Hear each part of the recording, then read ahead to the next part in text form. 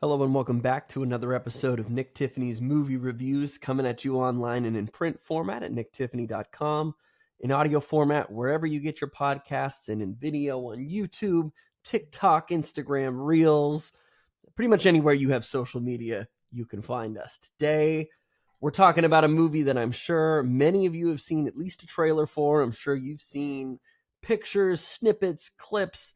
They've been beating this stuff over the head for months now, and that's Argylle. For me, Argylle at first seemed like, okay, maybe this is the first decent movie we're going to get kind of leading into the new year. As I've mentioned before, January and even February is kind of what's referred to as the dumping ground for movies. You know, you get some successful pseudo horror movies that come out, usually a decent PG-13 movie from Blumhouse, which, yes, they've already has done, I'm sure, decently enough. Night Swim's already on digital, if that means anything to you. But Argylle, it boasts a great cast. It's got a pretty decent director at the helm in Matthew Vaughn, a name I'm sure most of you are familiar with, whether you know it or not. He's the guy that brought you the Kingsman films with Taron Egerton and Ralph Fiennes then. He also brought us X-Men First Class, which I love. One of the better X-Men films out there. And then he also brought us Layer Cake with Daniel Craig. I mean, that's kind of how he got started off. He also directed Kick-Ass, which was a ton of fun back in the day. So, there was a lot going into this film that I felt like, okay, despite the release date, I think there's enough work in here. You've got Henry Cavill, Dua Lipa, John Cena, Sam Rockwell, Bryce Dallas Howard. I mean, it's like, okay, you got Bryan Cranston. The cast is pretty stacked. But I don't know. After watching that trailer week after week after week after week, hearing all of, I really hate how movies these days are like, all right, we'll use an old pop song or an old rock song and we'll kind of morph it into the new trailer theme. And this is all you're going to be thinking of going into this movie. So I'm thinking of the, we can't go on together, the Mysterious Ways, which they've just overplayed for this trailer. I don't know. So I guess, just watching this trailer going into it, I'm like, all right, there's a cat that they're featuring a ton in this stuff. I really hope that the cat's not like a major part of this story. And I say that as a fan of cats, but also someone who just kind of wants like a serious movie sometimes. Like, I know Matthew Vaughn, if you've watched the Kingsman movies, it is a pretty healthy blend of comedy, violent action, and some seriousness. This film was a little more comedy and a little bit of violent action, not so serious. And there's this whole background where Bryce Dallas Howard, she is Ellie Conway. She's a great writer. She's written a series of successful books called the Argylle series, where her lead super spy, who in the film is sort of played by Henry Cavill, it's, one of these films where it's like, all right, I'm writing the scene, and then we cut to what the fictitious version of that looks like. So it's like the movie within a movie, the story within a story. Henry Cavill's the super spy. She is writing this character. She's coming up on her 5th book. And little does she know, a lot of the things that she's written and is currently writing have actually happened in the spy world. So all of these secret organizations and people she's written about kind of are true. She does her research, all of this stuff. Maybe she's taken some lucky guesses, but it puts herself in danger because real spies notice, hey, whatever you're writing happens to come true, or whatever you're writing is like a little too close to home. So let's try to kidnap her.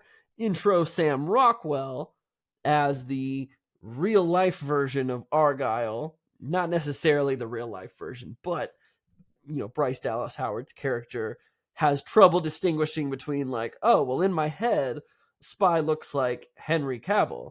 Suave, debonair, tall, handsome, chiseled, and then Sam Rockwell looks like a freaking hobo. He looks like a bum almost in comparison. And so it's like, oh, like, are you sure you're a spy?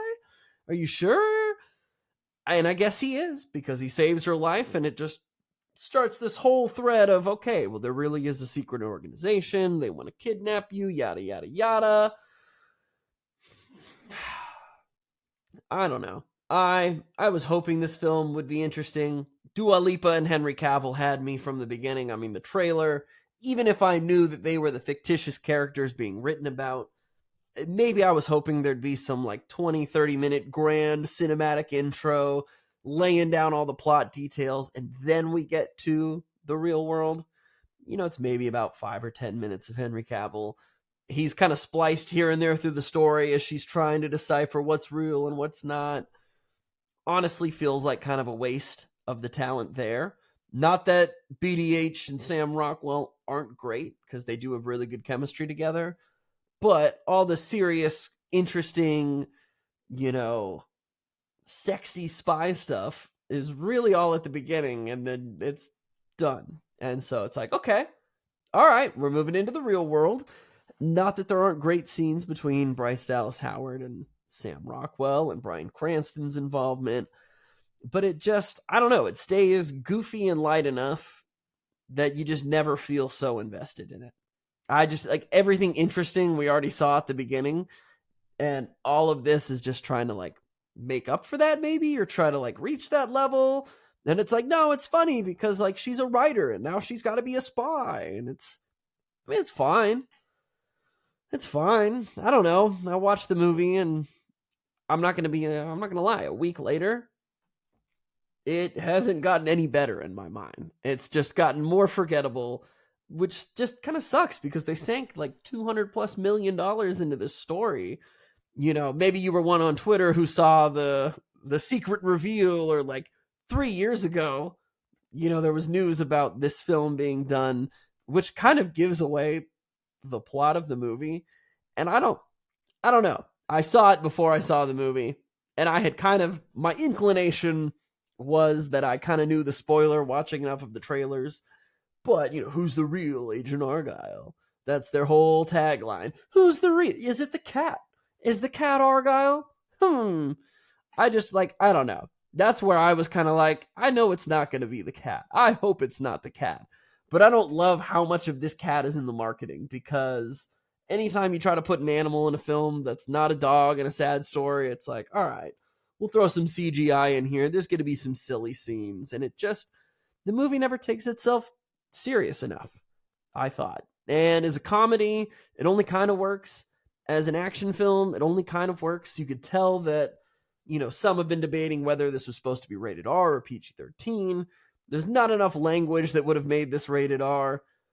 But much like the Kingsman films, I'm like, think about that first church sequence in the first Kingsman movie. Colin Firth, head-shotting, stabbing, jabbing, just killing people in the most wild ways to Freebird and everyone. I mean, I remember watching that in the theaters, like, oh my God, this is like, it was insane. It was awesome. It was hilarious. And you can tell that he's tried to recreate that scene since then, to little or no avail, unfortunately. So there's tons of headshots in Argylle, tons of people who it's like, executed, boom, dead, boom, dead. And this guy got shot in the head. And then the body falls, and it's like, oh, like, it looks like he was shot in the chest.